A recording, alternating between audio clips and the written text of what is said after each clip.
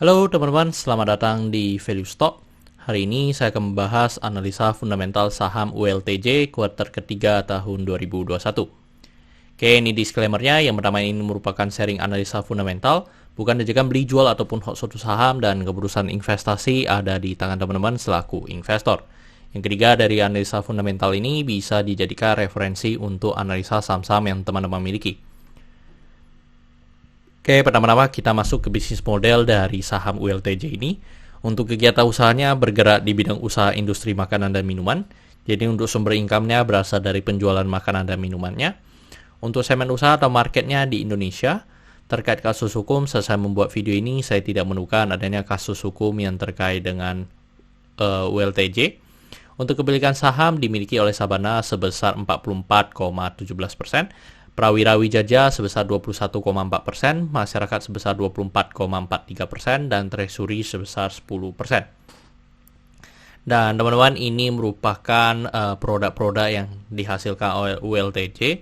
Jadi teman-teman, untuk lebih detailnya teman-teman bisa langsung saja ke website resminya mereka. Dan dari segi pendapatan kita lihat untuk secara kuartal ketiga mengalami kenaikan sebesar 9,1%, dan saya asumsikan kuartal keempatnya memiliki kinerja yang sama dengan kuartal ketiga, maka sampai akhir tahun akan mengalami kenaikan sebesar 6,7%. Untuk dari segi net profit mengalami penurunan sedikit di secara kuartal tiganya, dan seperti tadi saya asumsikan kuartal keempatnya memiliki kinerja yang sama dengan kuartal ketiga, maka sampai akhir tahun akan mengalami kenaikan sebesar 10,4%. Dan dari segi asetnya mengalami kenaikan, dan kenaikannya sebesar 2,3%. Untuk dari segi hutang juga mengalami kenaikan, dan kenaikannya sebesar 7,7%. Dan dari segi modalnya mengalami penurunan, dan penurunannya sebesar 2%.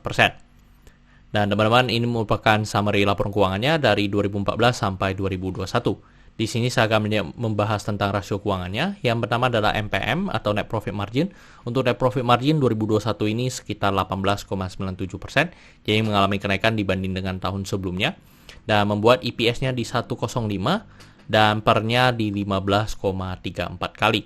Jadi untuk dari segi per, ini merupakan per yang paling rendah ya untuk dari saham ULTJ. Terus untuk dari segi book value di 414 dan membuat PBV-nya di 3,88 kali. Dan untuk dari segi PBV ini kalau dibanding 5 tahun terakhir ya mungkin ini merupakan PBV yang paling tinggi untuk dari saham ULTJ.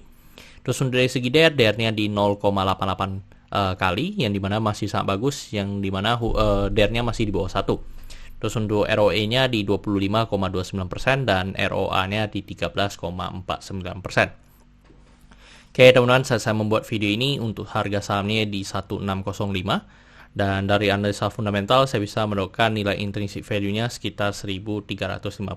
Jadi memiliki margin of safety minus 16%. Dan ini kesimpulannya. Yang pertama dari produk dan jasa saya berikan oke karena saya melihat perusahaan ini mampu bertahan 5-10 tahun ke depan. Untuk GCG saya berikan oke karena tidak memiliki kasus hukum. Yang kedua memiliki pemegang saham mayoritas. Untuk revenue, net profit, dan aset saya berikan oke karena mengalami kenaikan. Untuk liability saya berikan oke karena DER-nya di bawah 1. Untuk book value saya berikan no karena harga jual sekarang di atas harga book value-nya. Untuk sektor sebenarnya tidak ada hal yang perlu kita concern, jadi jika liability-nya oke, saya berikan sektor ini oke. Untuk ROE saya berikan oke karena di atas 9% atau 2 kali bunga deposito yang saya anut. Untuk margin of safety saya berikan no karena negatif.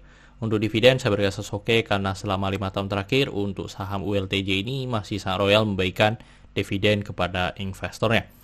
Oke teman-teman, jadi kesimpulannya adalah 9 dibanding 11.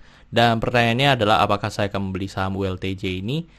Untuk sementara tidak ya teman-teman, karena dari segi harga sahamnya masih sangat tinggi. Tetapi teman-teman, untuk saham ini adalah saham growth stock. Jadi kalau teman-teman invest dalam jangka waktu yang agak panjang, memang ini akan memberikan potensi profit yang tinggi juga.